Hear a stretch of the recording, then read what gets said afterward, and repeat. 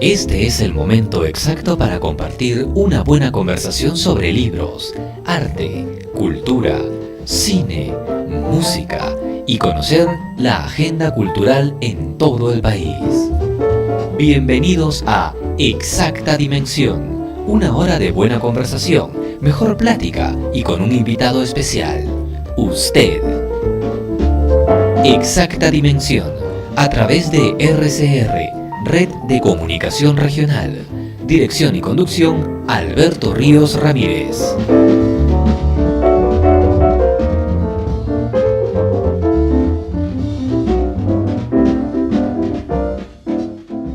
Hola, ¿cómo están? Estamos en Red de Comunicación Regional, RCR, esto es Exacta Dimensión, yo soy Alberto Ríos. Empezamos una nueva edición del programa. Hemos invitado al escritor Carlos Arámbulo López. Carlos, ¿cómo estás? Muy bien, Alberto, muchas gracias. Contento de estar contigo después de varios años. Retornando el piso sanmarquino de algún momento. Así es. Tenemos en la mano Un lugar como este, finalista del premio de cuento Gabriel García Márquez en Colombia, El secreto mejor guardado de la literatura para algunos, una aparición repentina para otros. En la contratapa de la edición dice, como parte de su hoja de vida, surfista, cinturón negro de karate, Shotokan, traductor, corrector de estilo, ejecutivo de la industria farmacéutica y candidato a doctor de literatura en San Marcos.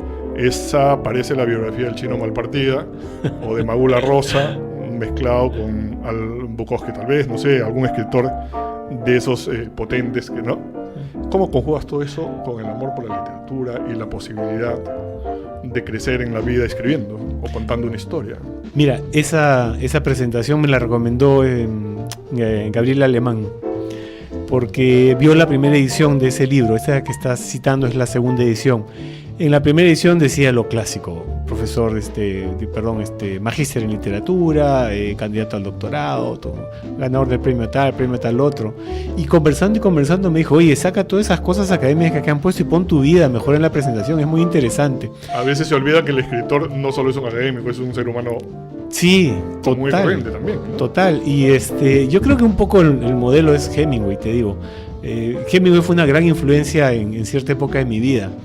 Y una cosa que aprendí es que un escritor no tenía que ser una persona que está detrás de una máquina de escribir todo el día, sino que tenía que ser alguien que viviera mucho y muy intensamente y tuviera cosas que contar, porque las cosas no están en el escritorio ni en la laptop, están en la calle, en el riesgo, en la emoción, ¿no? En la vida misma, ¿no? Exactamente. Y por ahí me vienen todas esas aficiones. ¿Qué es un lugar como este? Un lugar como este es un lugar donde para sobrevivir tienes que pelearla muy duro, donde lo que sea, en lo que creas, el destino, Dios, las personas, todo parece que en algunos momentos confabula para que nada camine, para que todos los planes se destruyan, pero a pesar de todo y tercamente el ser humano sigue intentando sobrevivir, ¿no? Pero siempre en el marco de un gran imposible. El gran imposible es la trascendencia. Tarde o temprano, como decía Borges, la meta es el olvido, ¿no? Y el poeta menor llegó antes. Bueno, es más o menos de lo que se trata en un lugar como este, ¿no? De un esfuerzo así condenado al fracaso, pero gloriosamente humano, ¿no? ¿Hay muchas calderas en el país o en el mundo? Por todos lados. Calderas es la ciudad representativa de los relatos, ¿no? Es la ciudad icónica, la ciudad creada para contar esta historia. Sí, cuando ideaba el libro, en realidad comencé con un relato que es el primero, ¿no? El primer relato del que abre el libro. Es un relato en el cual hay algunos rasgos de realismo mágico, también de literatura fantástica, tiene un final absolutamente inesperado e ilógico, ¿no? Pero que a la vez cierra el círculo del destino del pueblo. Entonces, a partir de ese relato se construyó todo el universo y me pareció sumamente rico y fácil en términos literarios tener un universo que yo pudiera armar como quisiera y no tener que amarrarme a un universo preexistente, así que seguimos para adelante e inventamos calderas. Selenco Vega dice un apunte: el gran protagonista de la obra es Calderas, aquel pueblo sin agua, siquiera para mojarse la punta de la lengua. ¿Cómo podemos sustituir a la ciudad como personaje en vez del personaje mismo? ¿Cómo se construye eso? Mira, lo principal en este conjunto de relatos fue construir una atmósfera, ¿no? Tenía que armar una atmósfera a lo Cormac McCarthy, ¿no? Ese oeste mítico. Tenía que crear eso, una ciudad mítica. Y para eso el paisaje tenía que ser impactante. El paisaje de Calderas está sugerido en algunas cuantas líneas, pero es el efecto de ese entorno lo que tú ves, el calor, la sed, la falta de agua. Eso es algo que, como siempre he dicho, una sociedad europea o norteamericana es absurdo, están llenos de agua, tienen ríos por todos lados, grandes planicies. Pero acá en el Perú, al borde del mar, no tenemos agua, sino de unos cuantos ríos y que a veces son sumamente tímidos. Entonces es un problema de subsistencia el agua. Y eso lo ves en el entorno de la campiña. Cuando te desplazas de Lima y llegas hacia el norte chico o el sur chico, comienzas a encontrar lo que se llaman campiñas. Zonas que son entre sierra y costa, que están ahí al medio, ¿no? No son ni una cosa ni la otra, pero son muy desérticas, pedregosas, áridas. Piensa en Caral, ¿no? Caral es de lo más inhóspito que hay y albergó vida, ¿no? Un páramo total. Entonces, el lugar como este es un lugar así, ¿no? Yo me imaginé mucho ese escenario y está presente en todo el libro, siempre. En cada relato hay alusiones al efecto del paisaje. ¿Los personajes están devorados por el paisaje? Creo que se recortan bien sobre el paisaje porque he tratado de hacer dos cosas que me parecen ¿O hay muy quienes se alcanzan a importantes, recortarse y quienes no? Quisiera creer que todos. Porque hay algunos personajes menores que están en el primer relato que son solamente, herramientas momentáneas, son muy funcionales, están para sostener un diálogo. Y dicha la pregunta de otra manera, ¿sobreviven al paisaje? Sí, curiosamente sí, pero sobreviven a pesar de un montón de cosas. El pueblo finalmente desaparece, ¿no? Desaparece, pero ellos se van, ellos salen de Calderas. Abandonan el sueño, ¿no? Está pendiente un segundo conjunto de relatos que van a ser sobre el esplendor de Calderas. En la misma línea. Es probable que sea entonces, la misma es precedente línea. a esta historia. Creo que va... o a estas historias. Está al medio, porque recuerda que en este libro hay un relato que se llama La inundación, que narra la destrucción de la primera Calderas. Ya, esa es la esplendorosa. Esa es la materia del segundo libro. ¿Tu Calderas es tributaria de Comala, de Rulfo, de Yocnapatagua, de Faulkner o de Santa María de Onetti? ¿Te sientes en esa línea? Sí, no. Sí, no, porque, por ejemplo, la mayoría de gente ve Rulfo, pero en realidad mi modelo literario es más Faulkner. Lo que pasa es que si, como siempre digo, tú tomas Rulfo y América Latina, Faulkner y América Latina, el resultado es Rulfo, normalmente, ¿no? Sí, correcto. Claro. Es así. Onetti es más de ciudad, más citadino. Entonces, espiritualmente, el modelo para mí es más Onetti. Estilísticamente es Faulkner. El resultado, curiosamente, fue una cosa, un arámbulo que tiene algo también de García Márquez, porque si te das cuenta es un libro que construye frases redondas. Me gusta crear buen lenguaje. Y eso no lo hace tanto Rulfo. Rulfo nos crea extrañezas, nos impacta. Es más eso García Márquez que otra cosa, ¿no? Entonces, tiene varios deudores el libro. Siempre en estos parajes donde hay una historia de esta naturaleza, el clima golpea e impacta. Y aquí el sol en Calderas es abrumador. La molicie, ¿no? Así es. ¿Cuánto influye el clima en esa historia? Influye bastante. Recuerda que el único relato en el cual puedes sentir la presencia de una variación climática se llama justamente Esperando la brisa de otoño, porque todos los relatos están pensados para el momento de la canícula, ¿no? El calor más cruel. De pronto este cuento que se llama Esperando la brisa de otoño es el que da inicio a una de las relaciones más duraderas de los personajes en Calderas, y no llega a ser un relato erótico, pero tiene ciertos un par de escenas que pueden catalogarse como eróticas, amorosas. Entonces ese influjo vital, ¿no?, está ahí presente justamente porque está llegando el otoño, ¿no? El verano es el agresivo, el malo de este mundo, ¿no? El epígrafe del libro tiene dos citas, una de Mark Twain y otra de Sófocles. que dicen lo siguiente: de cuántas maravillas pueblan el mundo, la mayor es el hombre. En la de Twain dice: de todos los seres creados, el hombre es el más detestable. El hombre es su propio Dios y diablo.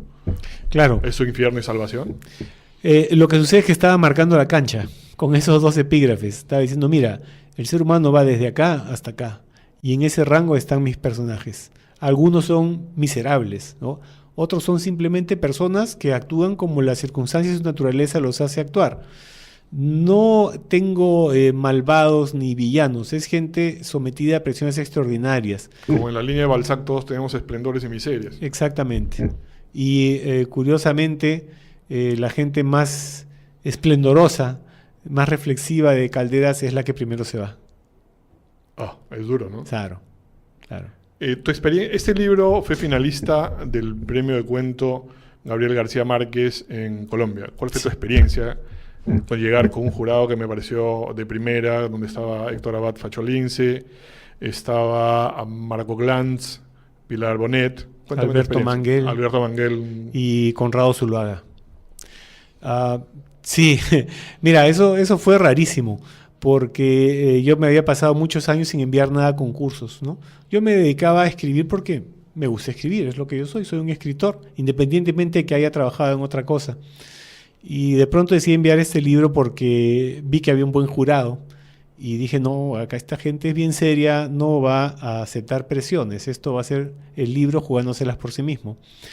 Entonces lo envié y bueno, yo llegué como generando preguntas en todo el mundo, ¿quién diablos es Carlos Arámbulo? ¿No? Porque a Gabriela Alemán la conocían todos. Porque en las notas periodísticas ese es el lugar común, ¿no? Claro.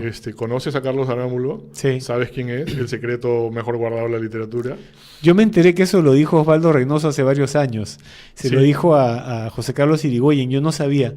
Me contó José Carlos esa y me sorprendió porque lo he sabido después de que mi amigo Osvaldo Reynoso ya había fallecido. ¿Cuál fue tu relación con Reynoso? Sé que por lo que te he escuchado en otras entrevistas, es una relación muy afectiva, de aprecio. Sí. Cuéntame un poquito de eso, porque para muchos Reynoso pues, es un ícono de la literatura nacional, ¿no? Sí, mira, yo lo quise mucho, Osvaldo. Fue el primer escritor que conocí. Escritor de verdad y reconocido como tal. Y el primero que me alentó a que le pase cosas mías, a leerlas. Y se divertía mucho con algunos textos medio jocosos, que es una vertiente que poca gente me conoce. Y le gustaban mucho los relatos de este libro. Le pasé 1 o 2, creo. Y en algunos momentos de la amistad llegamos a compartir inéditos, ¿no? A pasarnos cosas, revisar. Oye, mira esto, a ver qué te parece, me decía. Y me entregaba algunas cosas para leer, que después descubrí que eran Los Eunucos Inmortales. O sea, uno de sus libros principales. Yo diría el mejor para mí. Y Osvaldo siempre fue así de generoso, ¿no? Jamás hubo ninguna animadversión, jamás, por más que él estaba políticamente en las antípodas de mi posición, ¿no? Se conoce la posición de Osvaldo, una posición política muy sí, maoísta, comprometida, incluso defensora de que hubiera una insurrección armada en el Perú, ¿no? Cosa contra la que yo estaba totalmente en desacuerdo. Pero lo simpático de Osvaldo es que podías estar en absoluto desacuerdo, pero si la literatura te unía a él respetaba más la literatura que cualquier otra cosa, ¿no? Esa solo se espera de maestros, ¿no? Sí, no, era un maestro. ¿Quiénes más son tus referentes en la literatura nacional, para empezar? Osvaldo no lo consideraría un referente, era un amigo, en realidad. Okay. Pero dentro de la narrativa peruana no me encuentro en una tradición de narrativa peruana, porque mi tradición está más fuera del Perú, ¿no? En lecturas de otros ámbitos. Mi entorno es peruano, mi sensibilidad es peruana, ¿no? Mis personajes son muy peruanos, pero digamos que la construcción de los textos, la estructura, el lenguaje... Lo que me acabas de decir es una declaración poco usual, porque todo el mundo, al quien le haces una pregunta similar, siempre te va a poner a alguien, sí, por una suerte de compromiso o por una suerte de amistad, ¿no? Sí. Me parece muy interesante que digas, hoy no tengo a nadie acá, yo estoy en otro lado. Sí, pero ¿qué podríamos decir, por ejemplo? Alguien puede decir, no, pero tiene manejo de estructura, ahí está Vargas Llosa. Pero Vargas Llosa lo toma en la misma fuente que lo tomo yo, que es Faulkner, ¿no es cierto? Es verdad. Y la vanguardia de los Tiene años trabajos 20. extensos sobre Onetti, sobre Sí. García Márquez, ¿no? Sí, lo cual no quiere decir que no lo reconozca como un gran maestro de la estructura de la novela, ¿no? Quizá no del lenguaje, pero sí de la estructura de la novela. ¿Estás satisfecho con un lugar como este? Sí, mucho. Realmente, sí. Ese libro que yo siempre le decía a mi esposa, a este libro le va a ir bien. Estaba convencido. Por eso hice mi paquetito y lo envié a un concurso. Ah, qué bueno. ¿Qué tienes en camino? Como construcción de Ay, textos, cuentos, novelas. un montón de ¿Qué cosas. tienes en ruta? Un montón de cosas. Tengo 2 libros de cuento más. ¿Bajo la línea de un lugar como este o son variaciones? Totalmente diferentes. Nuevas, conceptos nuevos. Totalmente distintos, sí. Uno de ellos contiene Relato 15, que fue Copé de Plata del año 2015, me parece. Sí, correcto. 15 representó un hito en tu carrera al obtener Sí. un premio y una línea. Sí, porque me había pasado muchos años haciendo otra cosa, entre comillas, ¿no? Hacia el exterior. Dentro escribía mucho. Entonces, en algún momento yo pensaba que, bueno, eso era todo, ¿no? Pero qué lindo, decía, me dedico a escribir, voy a producir mis cosas. Algún día mis nietos encontrarán los papeles y dirán, mira, el abuelo escribía. Y escribía bien el abuelo, qué divertido, ¿no? Pensaba eso. Pero de pronto cuando salió el premio Copé, de la forma más inesperada, porque no soy, y me da asco, la gente que se comporta así, de aquellos que están llamando al jurado o le dicen de alguna forma indirecta, oye, he mandado mi texto, ahí está mi libro, pégale una mirada, aunque sea. Nunca hice eso. Entonces, que 15 Pero me se acabas de haya decir hace abierto unos paso minutos solo. algo que es importante, que el libro tiene que defenderse solo, ¿no? Por supuesto, de eso se trata. Ujú. Y 15 se defendió solo y por eso también me causa mucha alegría, ¿no? Aparte que era un relato pensado a partir de una anécdota real.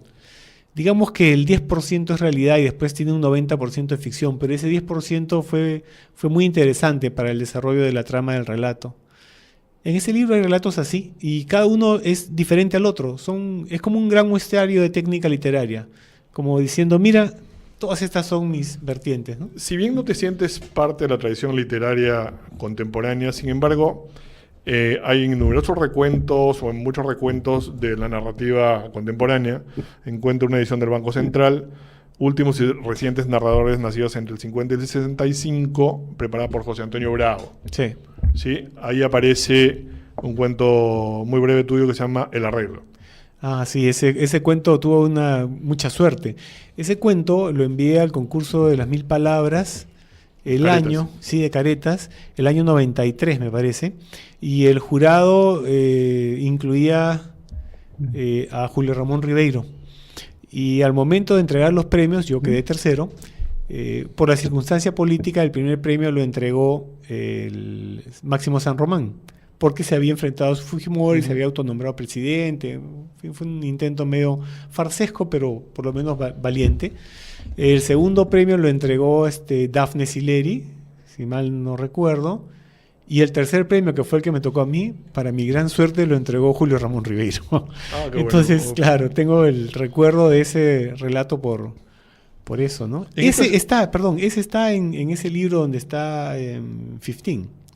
Ese relato está también en ese cuento. Tengo ahí relatos incluso que escribí a los 15 años, ¿no? Mientras que el otro libro de cuentos que está terminado lo he escrito ahorita en 4 meses. Vamos a volver sobre los breves y grandes lapsos que has tenido en tu obra. Cierro sobre este punto. En esta selección de cuentos hay una serie de nombres que han adquirido importancia en el camino de la creación, ¿no? Encuentro nombres como el de María de la Sala, Guillermo Niño de Guzmán, Lucho Nieto de Gregori, el gran Coqui Ninapaita, que es un cuentista estupendo para mi gusto personal, entre otros. Mario Velatín. Sí. ¿Te sientes pares de alguno de ellos o simplemente estás lejos? Yo creo que generacionalmente estamos cerca, pero quizá literariamente no mucho, ¿no? digamos que con algunos de ellos sí he tenido algún contacto, ¿no? Con el gran Willy Niño, por ejemplo, sí, o sea, yo soy un lector de Willy, ¿no? Los relatos de Cabeza de Medianoche me parecen muy buenos. Muy Y yo sé que Willy quiere mucho este libro mío también, porque lo hemos conversado así. Y digamos que con quien más cercanía tengo de ahí, de ese grupo, y eso que él es bastante mayor que yo, no sé si bastante, quizá unos 5 años o un poco más, 8 años, ¿no? El que sería más cercano es, por ejemplo, creo que si está Eduardo de Grancián por ahí, creo que estamos cercanos. Creo que Belatín también está por ahí, quizás sea más cercano en edad él, pero con el que he tenido más contacto es con Willy Niño. Y con Coqui, que a pesar que me llevaba como 8 años o 6, lo veía en San Marcos bastante. Y siempre igual, pues, ¿no? Muy pausado, muy controlado él, ¿no? Vamos a volver a conversar sobre este y otros temas de la obra y las apreciaciones que tiene Carlos Arámbulo. Mientras tanto, lo dejamos con un tema que sé que a él le gusta mucho, de Genesis, I Know What I Like. Perfecto.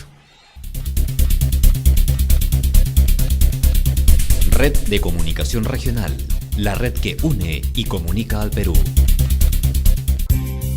Alfil Press Comunicaciones. Somos una empresa especializada en consultoría y asesoría corporativa. Realizamos campañas de prensa, manejo de conflictos sociales, organización de eventos, producción de programas periodísticos de radio y televisión, locución profesional y media training. Contamos con un staff de profesionales y una moderna infraestructura para desarrollar proyectos de radio y televisión en vivo a nivel nacional y en prensa escrita. Alfil Press Comunicaciones. Teléfono 224-5722.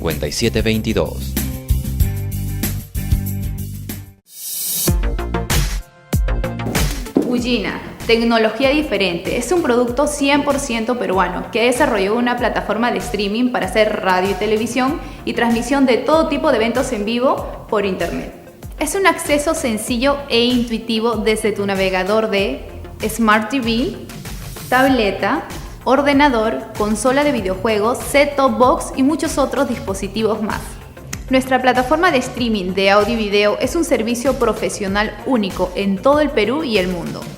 Sin inversiones costosas podrás transmitir con la mejor calidad de audio y video sin límites de usuarios y con reportes estadísticos de tu audiencia.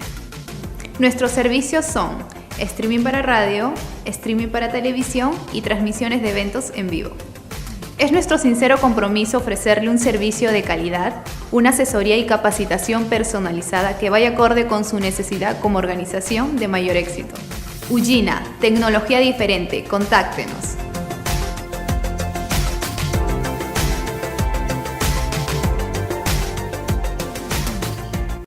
Red de Comunicación Regional, RCR, es la plataforma de comunicación virtual que permite enlazar y transmitir programas y contenidos periodísticos en cada una de las regiones, capitales, distritos y localidades del Perú. RCR está conformada por un equipo multidisciplinario de profesionales vinculados a la comunicación y al desarrollo social, que nos permite producir programas y espacios periodísticos con contenidos ligados a la actualidad regional y nacional, a proyectos de inversión pública y privada, educación, salud, emprendimiento empresarial local y al impulso de capacidades productivas. RCR está integrada a las principales estaciones de radio del interior del país, garantizando la cobertura en capitales de regiones, distritos, localidades y comunidades, así como la participación interactiva de sus autoridades, representantes, dirigentes y colectividad en general. RCR, Red de Comunicación Regional, la red que une y comunica al Perú.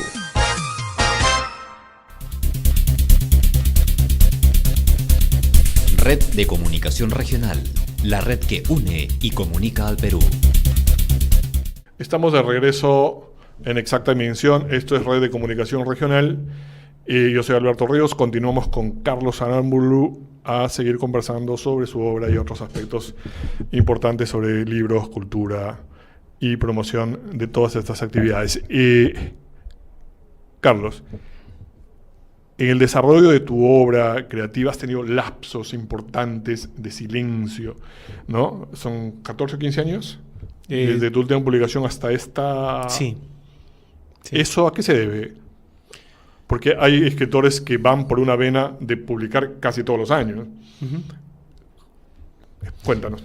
Mira, el año 93 saqué produje 2 libros, ¿no? El primero fue Acto Primero, un poemario en realidad, un poema largo, casi de 600 versos, bastante complejo, bien inostrociano, psicodélico, lacaniano también. Yo estaba en pleno psicoanálisis, hubo muchas cosas que me movieron bastante y salió esto que fue escrito de 2 tirones.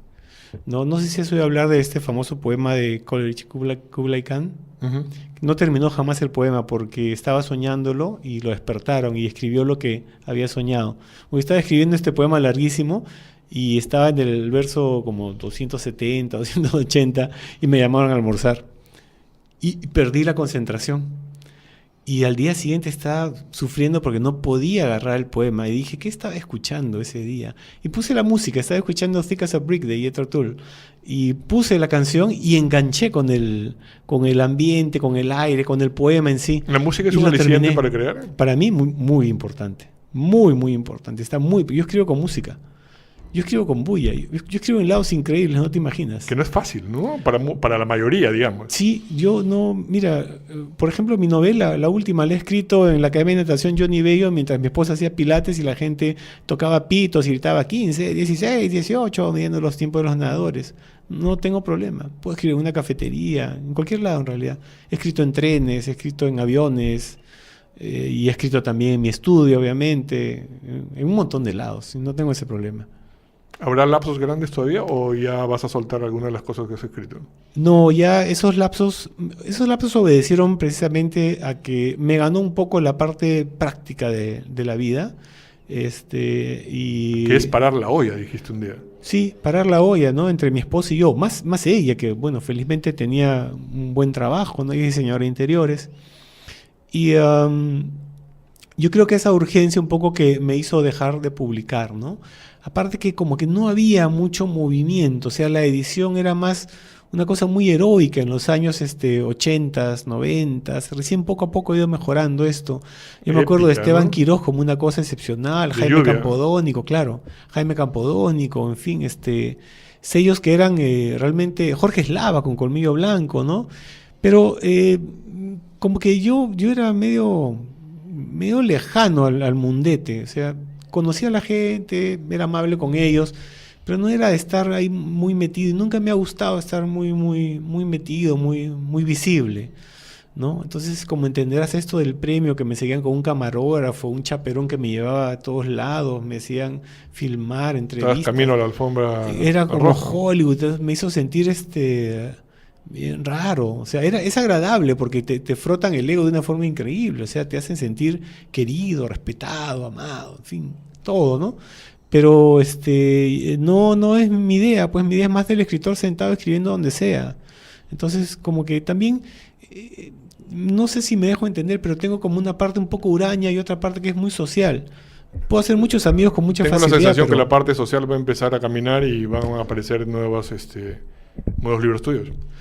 sí, yo espero, no porque me interese el mundete, como yo lo llamo, ¿no? Sino porque me interesa que me lean. Y la es forma de necesario que te hacerlo lean, ya, ¿no? claro, tienes que sacar todo Porque lo que el tiempo tienes. se va. Exactamente. Tengo 50 años. ¿Cuántos más viviré? 30. Entonces, me encantaría sacar unos 8, 10, 15 libros más, ¿no? Tengo 3 en camino, ya listos, terminados. Esperamos que así Tengo suceda. que correr. ¿Un lugar como este está en las librerías? Sí, claro, en todas. Sí. Bueno, entonces queda claro que queda recomendado un lugar para para que lo puedan ubicar y comprar. Muchas gracias. Un aspecto final de tus actividades personales, las literarias, las tuyas, tu creatividad. También has sido traductor de Ezra Pound. Sí, traduje Lustra de Ezra Pound. Sí. Acabo de terminar ¿Cómo es la también. experiencia de traducir? Es maravillosa, pero tienes que traducir algo que ames. O sea, no creo en la traducción como ejercicio, digamos, para ganarse la vida, ¿no?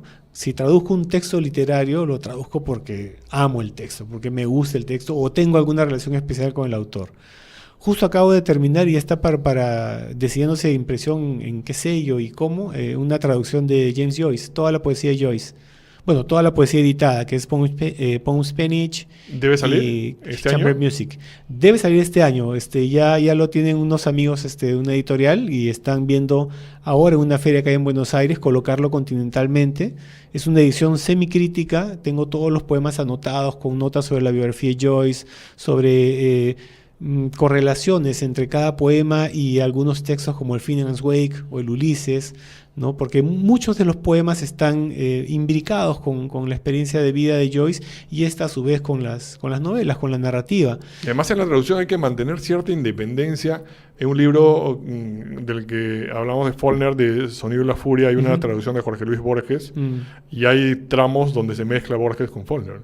Sí, O Cortázar con Yursenar, ¿no? Lo que creo que debe pasar en la traducción es que tú tienes que ser como el parabrisas de un auto.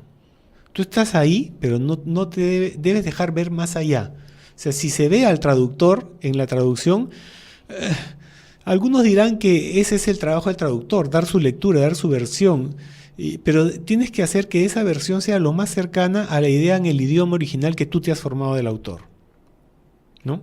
Entonces no tienes que ser tú, sino el autor en su idioma, cómo sonaba, ¿no? Y cómo debe sonar. Entonces, si... ¿Estaría difícil? Sí, requiere relectura, porque a veces metes tus cosas, ¿no? Tienes que sacarlas. Si eres autocrítico te das cuenta. Si eres complaciente, quieres que salga. ¿La traducción de la poesía de Joy va a ser en bilingüe? Sí, bilingüe. Ah, qué bueno. Eso es importante porque ayuda mucho a la gente a comprender mejor Claro, las cosas, ¿no? Además ese texto tiene también la explicación de por qué opté por una traducción y no por otra en cada nota. Ah, que estupendo. Me parece muy, muy interesante. Claro. En otro orden de cosas, Carlos, quien quiere escribir, hablo de un joven que esté en primera universidad o que esté en colegio, ¿qué necesita? Vivir mucho, montón, hacer de todo. Se escribe sobre lo que uno sabe. Cuando escribes bien es porque realmente sabes sobre lo que estás escribiendo, ¿no?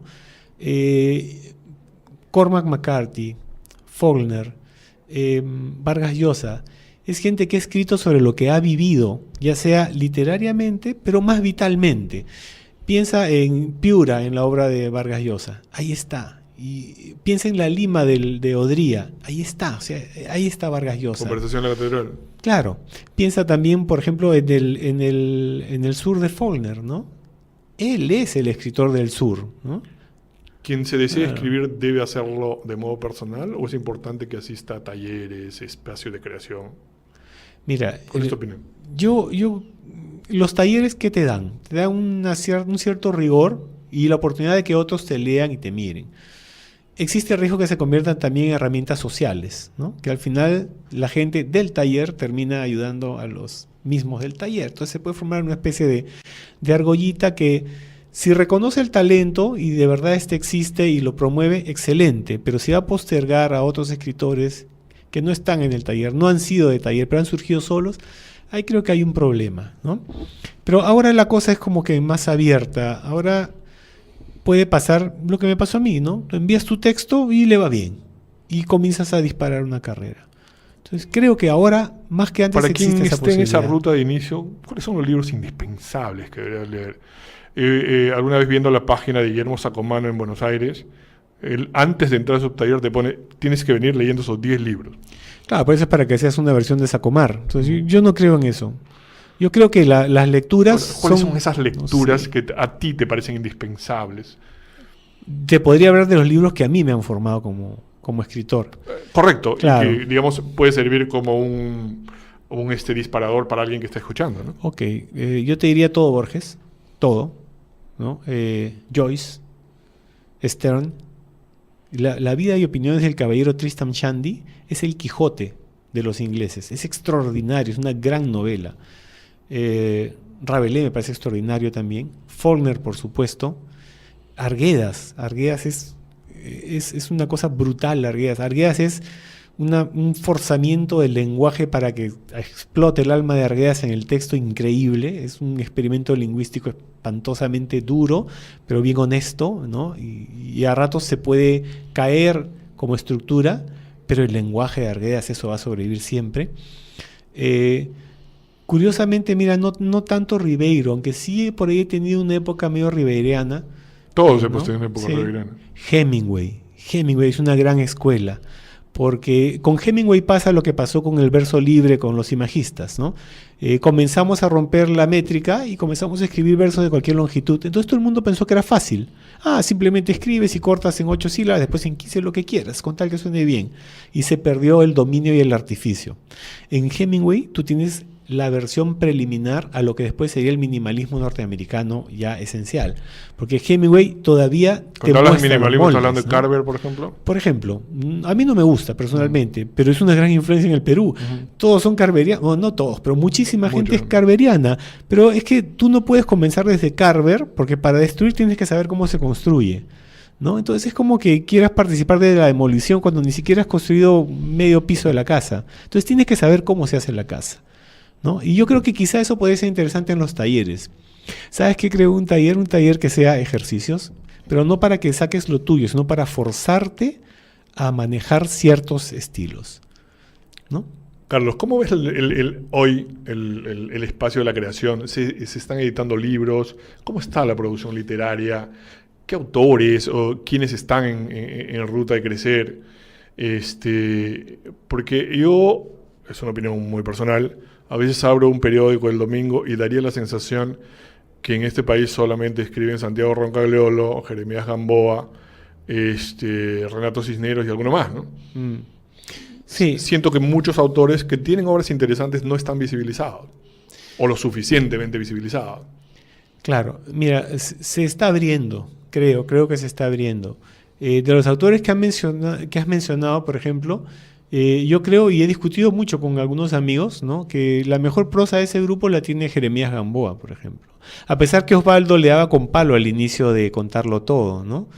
Pero esas eran algunas diferencias que tenía con Osvaldo. Decía, oye, pero el ritmo está bien manejado, acá hay lenguaje. Pero a veces la novela No, al final no. se cae un poco, al final, en el segundo tramo, digamos, ¿no? Sí, pero lo que veo es un Jeremías Gamboa con habilidad para usar el lenguaje y construir.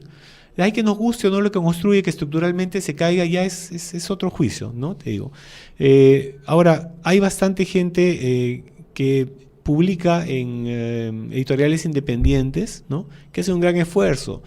Animal de Invierno, tienes también el de Miguel Ruizefio, no recuerdo el nombre ahorita, de la editorial.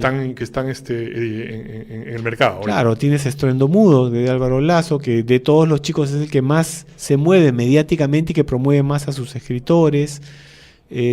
Tienes, bueno, salvando los temas éticos de la universidad, tienes el esfuerzo de Pablo Cotrina en la César Vallejo, que publica autores importantes y con muy buena calidad. He visto publicaciones de Piglia en la Vallejo. Exacto, sí.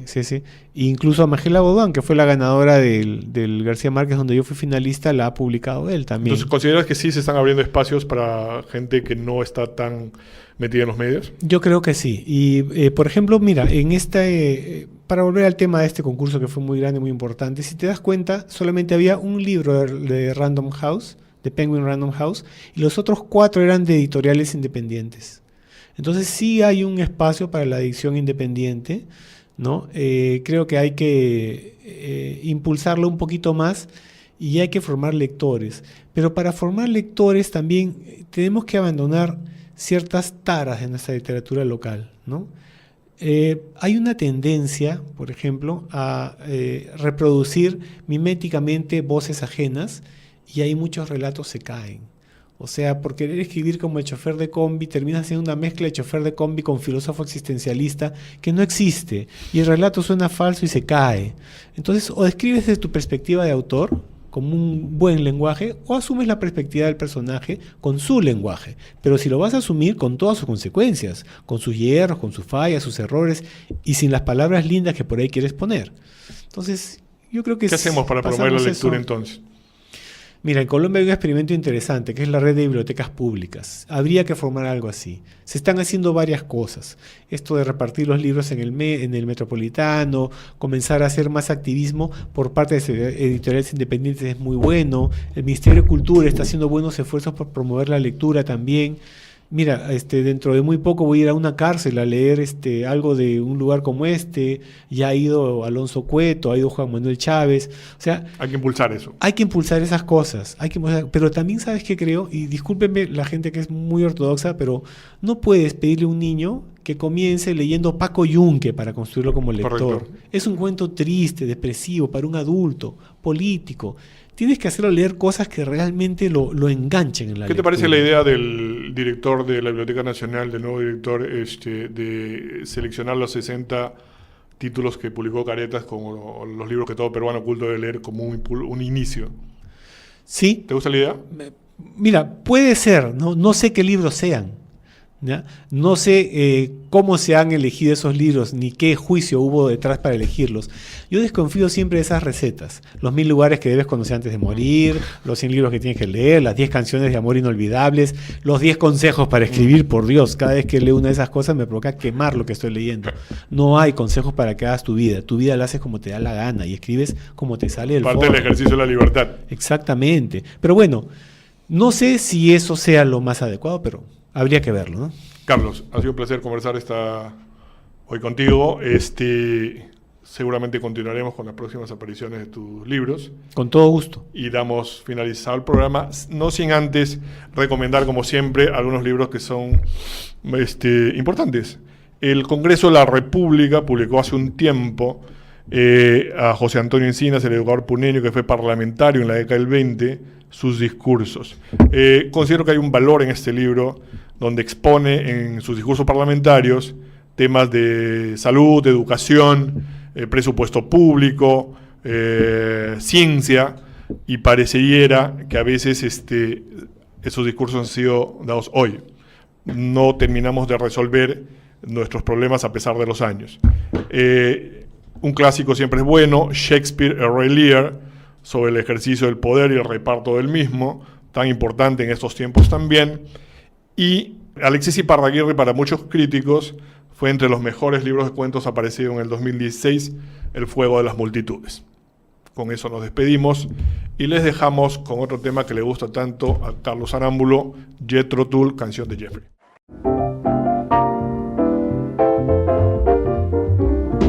Exacta Dimensión llegó a ustedes gracias a RCR, Red de Comunicación Regional. Los esperamos en nuestra siguiente edición. Gracias por su sintonía.